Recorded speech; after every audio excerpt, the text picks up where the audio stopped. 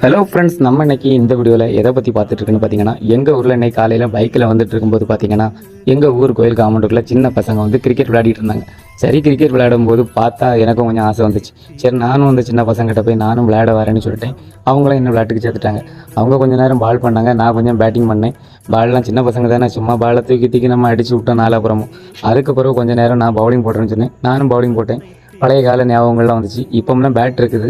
நான்லாம் சின்ன பிள்ளையில் இருக்கும்போது பார்த்தீங்கன்னா மட்டையை தான் வெட்டி கிரிக்கெட் பேட்டாட்டு பயன்படுத்தியிருக்கோம். ஆனால் இப்போம்லாம் வந்து பேட் இருக்குது. அதே போல் பந்து வாங்கினா ஒரு பந்து வாங்குறதுக்கு ஒரு ரூபாயா ஒருத்தராக கொண்டு வந்து பந்து 10 ரூபா அந்த டைம்லலாம் விலை. அதை வாங்கிறதுக்கே ரொம்ப கஷ்டம். பேட்டு, தென்னை மட்டை பேட்டு, ஒரு பந்து வாங்குறதுக்கு அவ்வளோ கஷ்டம். ஆனால் இப்போம்லாம் அப்படி இல்லை. எல்லா பசங்களும் பார்த்திங்கன்னா எம்ஆர்எஃப் ஒவ்வொரு பேட்டாக வச்சுருக்காங்க.